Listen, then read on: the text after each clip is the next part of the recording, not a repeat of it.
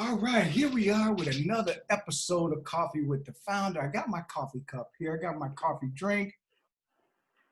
And of course, we have another phenomenal guest, good friend, colleague, a true advocate for equity and justice, Eli Clare. Eli, we're doing these coffee talks as a way to introduce people to all the folks who've been a part of the WPC network, the WPC family. We're so glad you can join us. We're going to get right into it. Please tell us, who are you and what do you do? Right. First, thank you so much for this opportunity.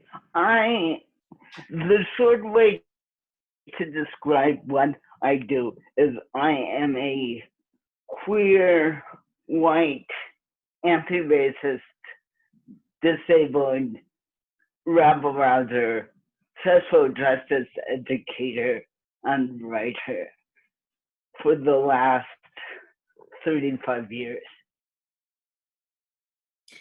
Now, Eli, you look like you're 35. You just don't look like you've been grinding because you got a real young appeal. I know that feeling myself, but seriously, what I want to ask you is, after 30 years of doing this work, what's your sense of how we're doing? What does the work look like today versus what it looked like when you first got started? The first thing to always say about this work is it is long haul work. We are in it for the long haul. This is not work measured in days or weeks or months or years. This is work measured in decades. In lots of ways, this is work measured by centuries. You know, that's something I've learned so clearly from Black activists and Black community. This is work measured in centuries.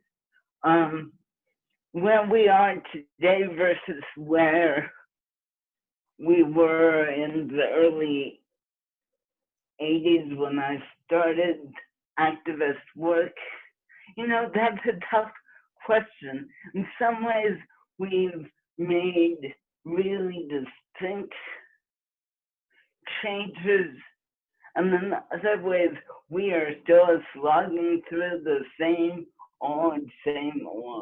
You know, that I can name, for instance, the Americans with Disability Act.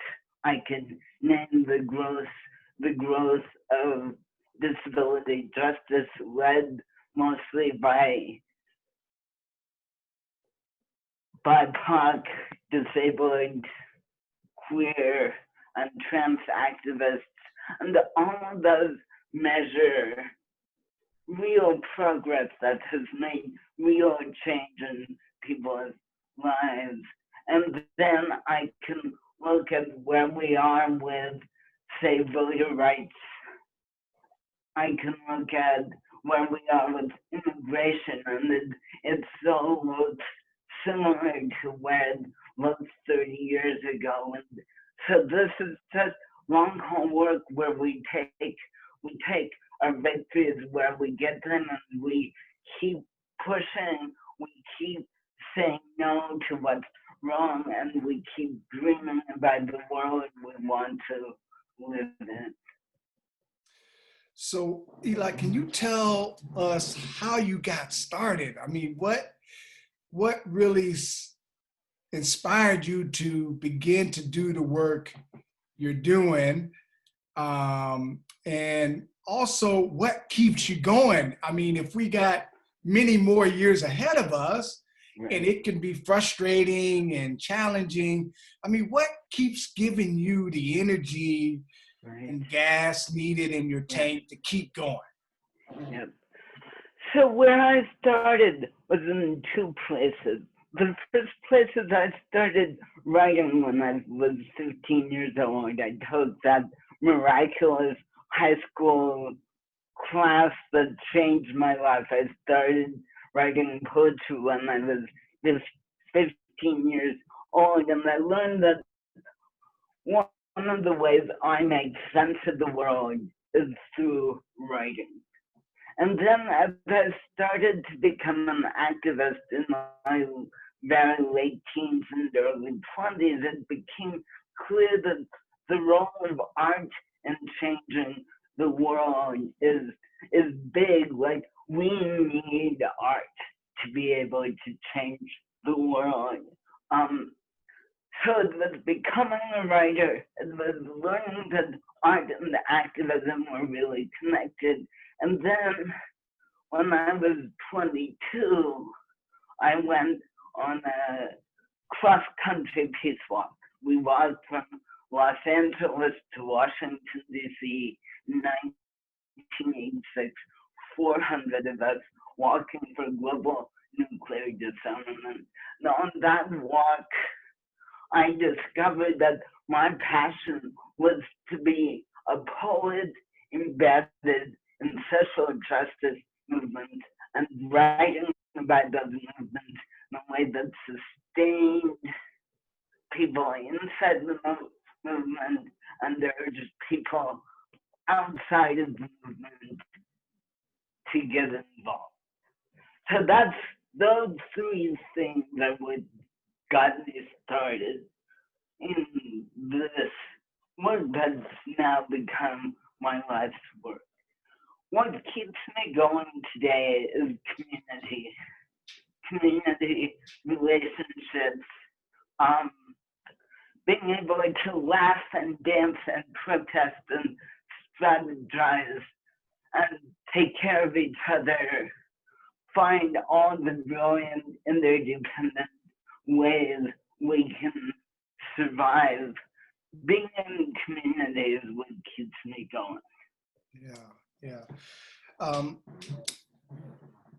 The White Privilege Conference really tries to explore issues of supremacy and privilege and various other oppressions. And I'm wondering, how do those issues intersect in the work that you do?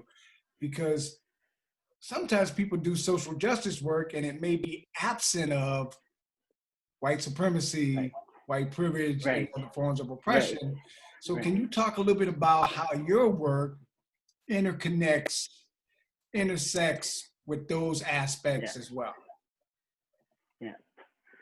So I have been, one of the pieces of work I've been doing for a long time is working inside disability communities and working on issues of ableism and disability discrimination, working on building disability community, working to change the ableist conditions in the world. And in doing that work, it's become so clear to a lot of us that issues of white supremacy, issues of racism, issues of the way people of color are seen as disposable are integrally connected to issues of ableism. We're not going to be able to dismantle ableism without dismantling white supremacy, without dismantling patriarchy, without dismantling homophobia and transphobia, without dismantling xenophobia, and on and on and on, that all these systems of oppression are linked together, and those links mean that we have to be paying attention to all of the systems at the same time. That said, I am mainly as a disability justice activist, have really worked from this belief that white supremacy, capitalism, and ableism are really inextricably linked. So a lot of the work I'm doing right now is about being a white anti-racist ally in disability justice work, being really serious about what does it mean to take leadership from disabled people of color, particularly disabled people of color who are queer and trans, who are the leadership of the disability justice movement. And what does it mean for white people to move back, to be in the background, to be doing the support work, but not the leaders? And that is so much part of my activist work right now. Yeah.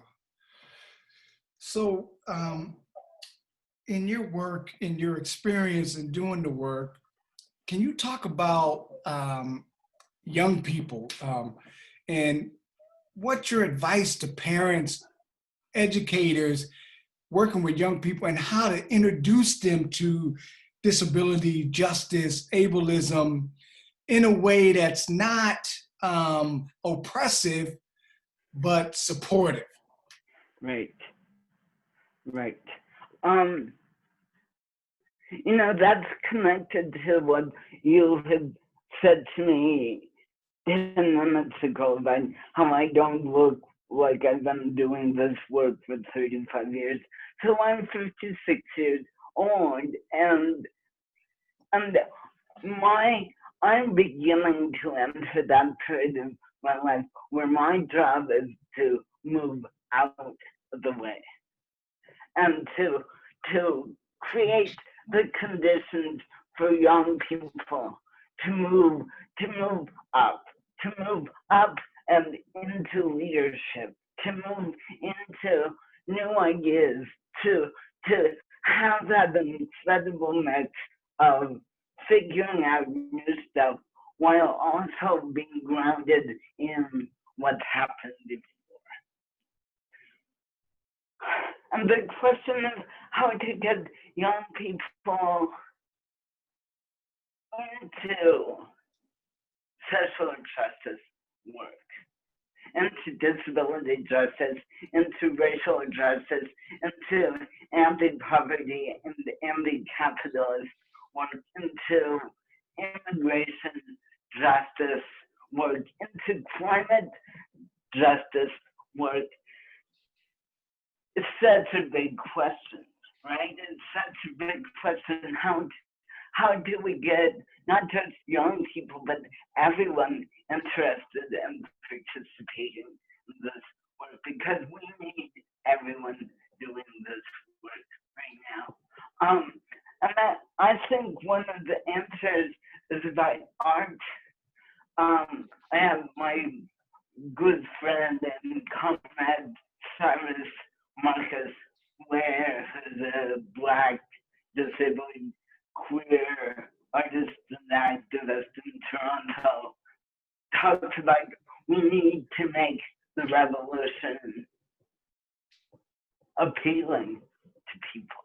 And part of doing that is through art, through poetry, through dance, through visual art, through photography, through music. That art is a way of pulling people in. Art is a way of saying stories matter. Stories matter. Your story matters. So much of what we know in terms of both analysis and strategies, activists, come from people's stories. Mm-hmm.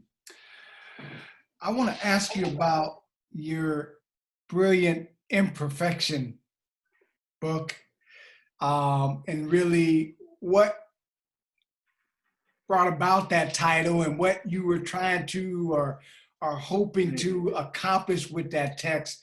But before that, I was going to ask you about COVID-19, the pandemic.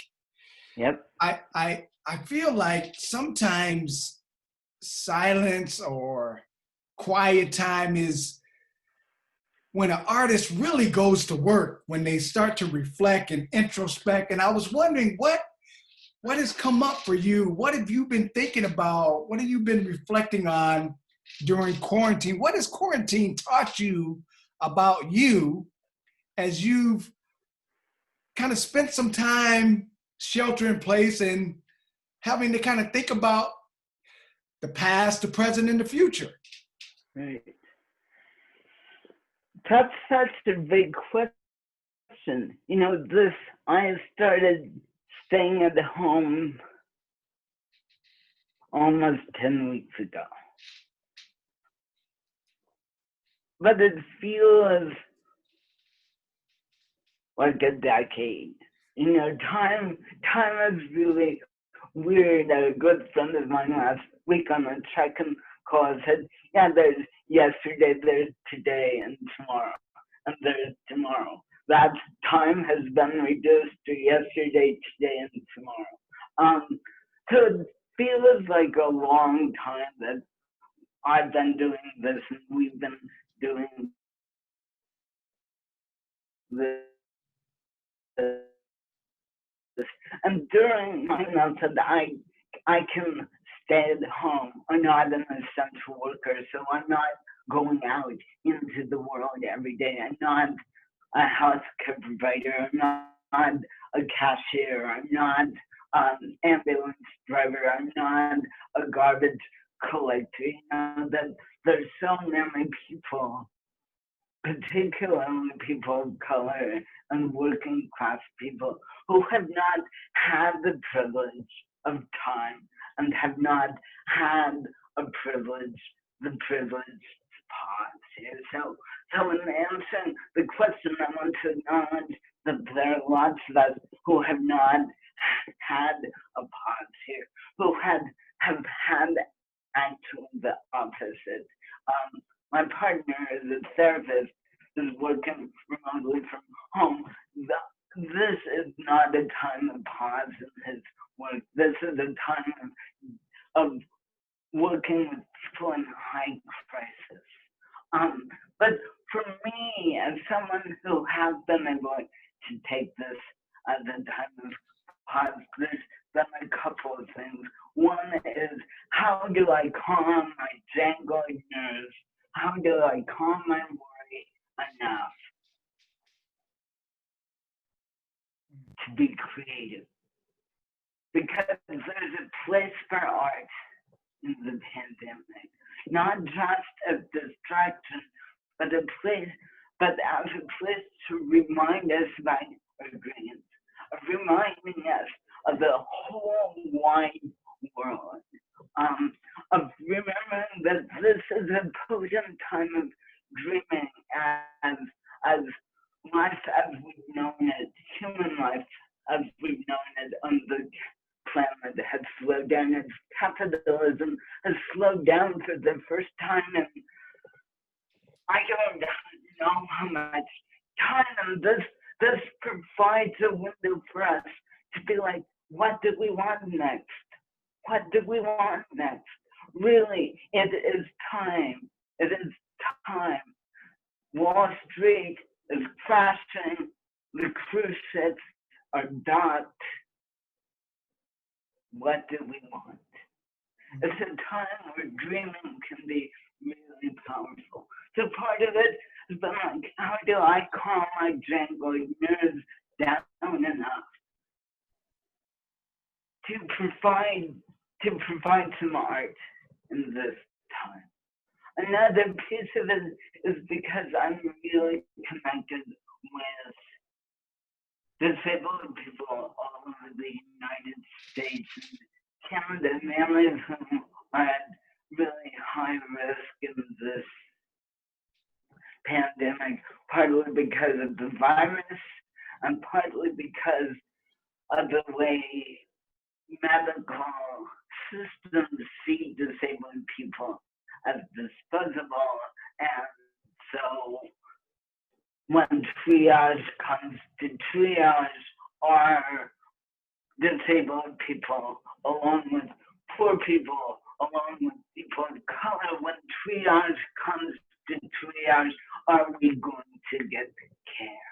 So some of the risk is the virus, and some of the risk are what the risk has been for a really long time. It's social and natural conditions. You know, there's no surprise that Black people are at higher risk for COVID. and are at higher risk for dying.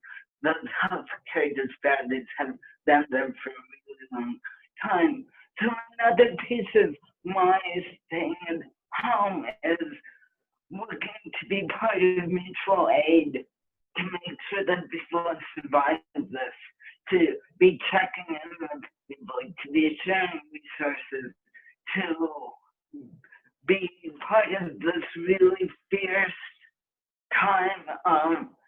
You can't base your triage stuff, your triage beliefs, those split-second decisions, you can't base them on racism and ableism and anti-poverty stereotypes and the way that we throw immigrants away, for instance. We cannot afford to live in a world where anyone is disposable. So part of my time is really paying attention to how people are surviving and how can we keep each other alive. Mm-hmm. Oh, can you talk about brilliant imperfection? Where did the inspiration come from, and what's your hope? What's your goal in reference to someone engaging in that text? What are you hoping that they can pull from that when you sat down putting that project together? Right.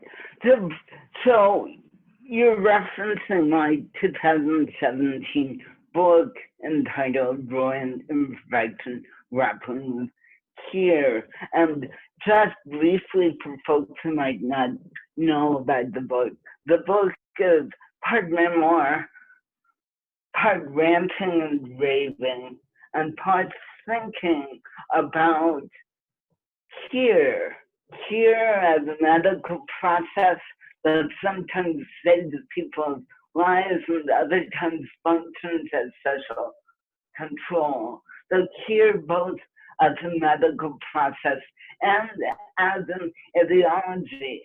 As a culture, we think that queer is the best thing since apple pie. We can't imagine why anyone would not be in favor of queer.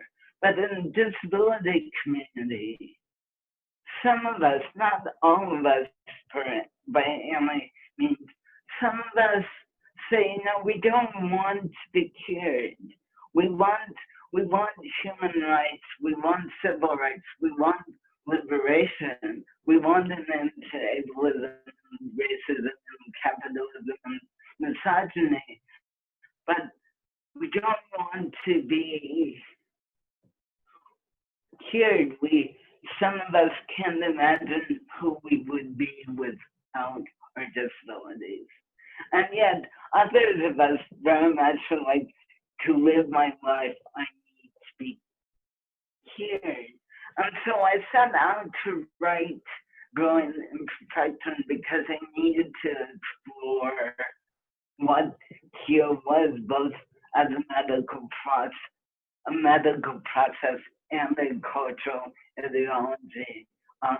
And what I found is it's a very complicated, contradictory process full of knots and questions and contradictions that cannot be resolved.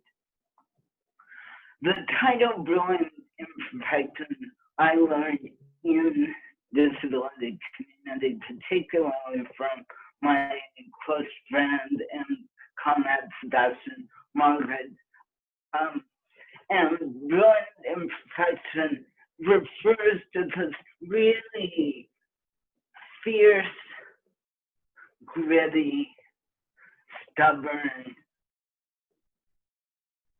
insistence that we are going to survive and thrive in conditions that don't make survival much less thriving possible. And we are going to be creative and brilliant in that survival. That survival is going to happen because of our creativity and our brilliance. And at the same time, there's never anything perfect about That's survival. That survival is always going to be imperfect. Human body minds are always going to be imperfect. And so the imperfect of imperfection is to embrace that imperfection rather than try to fix or change or cure or dispose of or eradicate imperfection. Is there a time when you thought, or you reached a point and felt like, as an artist or as a writer, I want to have an impact in a positive way on the nation? I mean, at what point did you feel like not only you wanted to do that, but you were ready to do that? Is there a point along the way that you felt like, this is what I wanted to do, and this is what I'm ready to do? Right, right. So I'm at a place in my life where about, I don't know, once a month I get email from mostly young people, mostly people in their late teens and early 20s saying, how did you get here? You know, you stand up in front of hundreds of people and read your poetry. You get your essays published. Like, how did that happen? And how did you find the courage to stand up in front of the microphone, for instance? You know, and they often ask, assuming that I'm never terrified when I'm at the microphone, that I'm not never terrified when I'm a brand new essay where I tell really risky stories get published. And the truth is, I am still terrified some of the time as I do my work. But doing the work has been about practice. You know, the first time I stood up at a microphone and read a poem when I was 17 years old, my knees were shaking so hard I thought that it was going to fall over. You know, I was that scared. I was that full of all the jangle and fear and, you know, will people listen and what will they think and how will they respond? And it was only through practice that I learned that this was my life's work. You know, when people who want to be writers and want to be published writers ask me, how do you do this? I have a number of things I say, but the most important thing is to be a writer, you have to write. You know, writing is the hardest part of being a writer. Writing can be really, really hard work. And yet the way to be a writer is to do that hard work. So part of the answer to your question is to go from what I wanted to being ready. Don't think there's a line between wanting and that community. I think it's about practice. I think it's about interdependence. It's finding the people who will support you and who you support in turn. It's about believing that the stories you have to tell and the stories of your community, the stories are so telling and telling them together and practice, just practice, practice, practice, and learn from those mistakes because, God, we are going to make mistakes. We're going to make little mistakes that are about interpersonal relationships. And those of us who have privilege, and here we are back at privilege, those of us those of us, for instance, who are white and have white privilege under white supremacy, we are going to make really big mistakes. Not justifying and not encouraging them, but just acknowledging that those mistakes are going to happen. And it is our responsibility as people of privilege to learn from our mistakes, and in that learning, make sure we don't make the same mistakes over and over and over again. And that's about accountability, and that's about practice. Yeah. When you think about disability justice, ableism, pandemic, COVID-19, and this time that some of us in real privilege have been able to pause, some who've had to essentially even ramp up their lives a little bit based on the kind of work that they've been doing. And as you mentioned, and I think importantly pointed out, is not always the ice cream and cupcakes of the glory work, so to speak. What I'm wondering is, what do you think is next? What are some things you think about that'll be a part of a new challenge, an extension of this time as it relates specifically to disability justice, ableism, but our nation in general? What are you thinking is a part of what's to come, or as some people are putting it, the new normal? Right.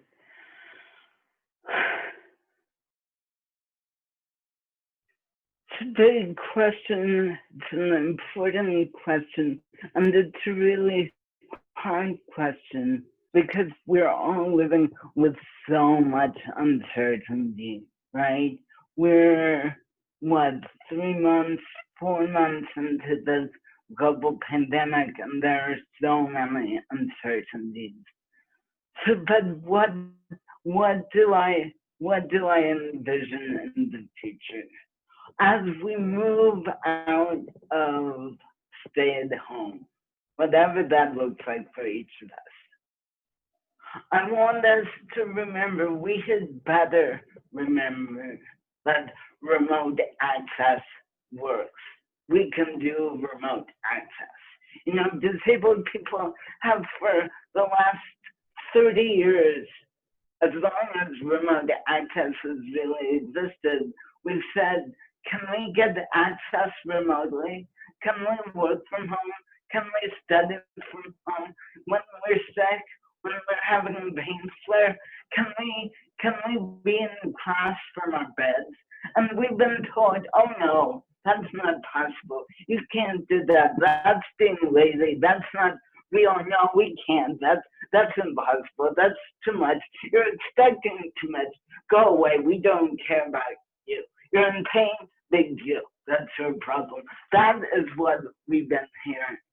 All of a sudden, overnight, everyone is leading their lives remotely. Everyone has access to the internet, and that is a huge divide that falls along lines of class and race. But all of a sudden, remote work is something that's required. Remote study is something that's required. When we come out of this period of time, non-disabled people better remember that remote ways of doing things work. And that piece of access had better remain in place. I'm not suggesting that everyone do everything remotely for the duration of the duration. I'm simply saying that remote needs to remain an option. Remote needs to be a way that we build access in, and the access means that more people are able to get in the door, both literally and metaphorically. more people are able to stay in the room, literally and metaphorically. More people are able to participate in that room, and more people belong in that room. And so one of my dreams for the future is that what we learn in this period of time will help us learn more and build more will towards bigger and greater access. Mm-hmm. Oh, thank you for that. Eli, what's on the agenda for the next 10 years for you?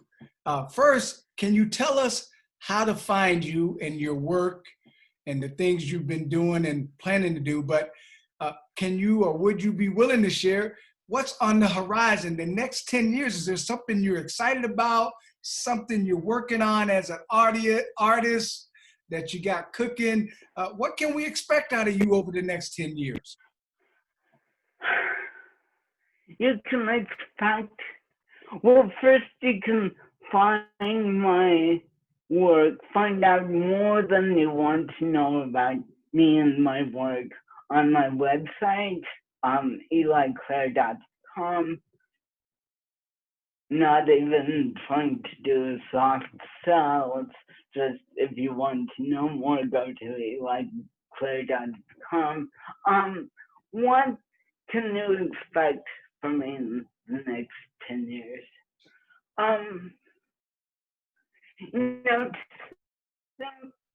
To think about the next 10 years requires a lot of hope.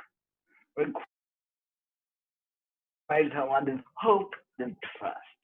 So many of us, the next 10 years doesn't seem likely.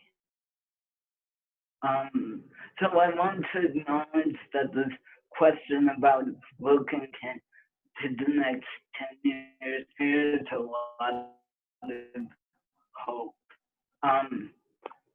But for me, if I write another 2 books in the next 10 years, I'll be delighted. To write really slowly, and if I have 2 books in 10 years, that would be fabulous. I'm possibly, maybe, in the first stages of writing a book of poetry. Right now, I have a big old stack of poems that are beginning to come together. I've been doing some collaborative work with other disabled artists. I love that collaborative work. I hope to continue. Collaborative artwork takes art out of being the individual achievement of individual people and makes art more collective and communal. And I think that liberation is all about communal work, that this isn't about individual celebrities, this is about whole communities of people working together in a variety of different ways. It's not one strategy or one kind of work that's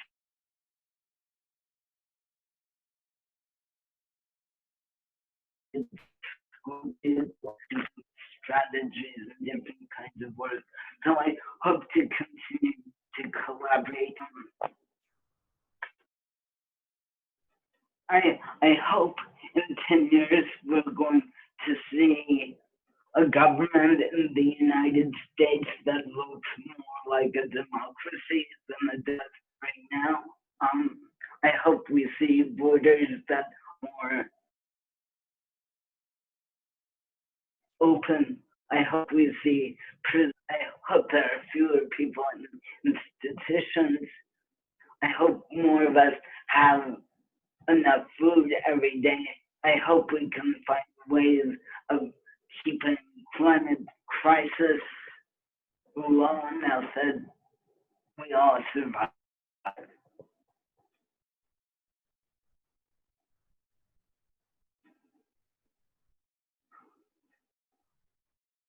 I have lost all the audio. I cannot hear you right now. I cannot hear you.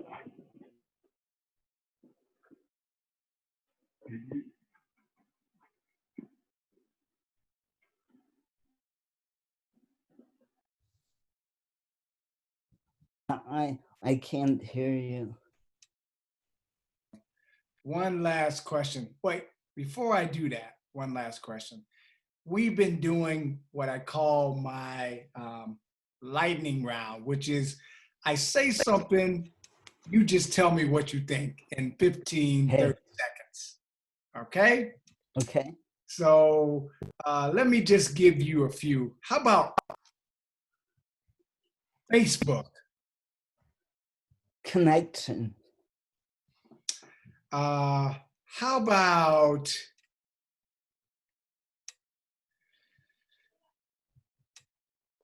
lip singing? Your best lip sync song, if you had to be in a lip sync competition, which song are you selecting? Gloria, anything by Gloria Gaynor. I'm thinking if I will survive. Oh, I love it. Are you gonna pick Lady Gaga or Taylor Swift? Oh God. Neither. Are you gonna go with Justin Bieber or Justin Timberlake? Neither. uh, I'm a big old folkie. You you're a have folkie. to. I'm a folkie. Yes. So I may have to Yes. expand my list. What am I gonna say? James, give me a folkie. Maybe my answer to lip syncing would be "We Will Overcome." I don't know.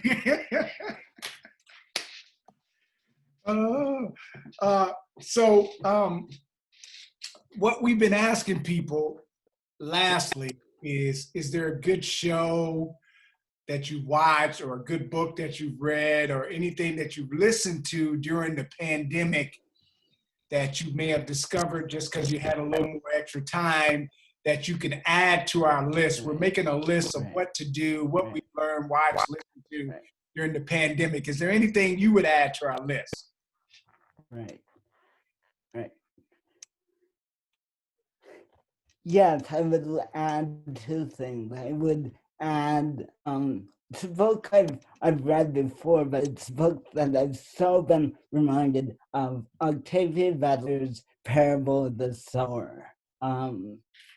It's a dystopian novel set in the 2020s that is very prophetic to right now. Really powerful. Octavia Butler, amazing Black woman science fiction writer. So that's one thing and I got reminded about that because Toshi Reagan and her mother, Bernice Johnson Reagan, wrote a rock folk opera based on the Parable of the Sower, and I saw that live streamed a couple of weeks ago and just reminded how powerful that book is. I have also been rewatching the series Pose, which is about ball culture in New York City during the AIDS epidemic. Really powerful show and really powerful reminder about how this country has been through multiple epidemics that have always targeted marginalized people. Mm, mm. But Pose is also to say that Pose is also a lot of fun and really funny and just a good drama. Yeah. It's not as grim as my description of it. The ball scenes are fabulous. Like balls always have been fabulous. Mm. Eli Clare, I appreciate your time. We appreciate your time. Listen, let me just say, while I am being recorded live here, if there's any way we can collaborate to support you and your work and you to be a part of WPC, the WPC family, as long as you'll come to the party, you're invited to the party. Thank you. And thank you so much for WPC and all that work, all of it is so important. And I'm sending you a virtual Wakanda hug right now. This is yes, it right here. Yes, virtual. Right, exactly. Be safe. Thank you for your time. Take care. Yeah, you too. Take care. Peace. Bye.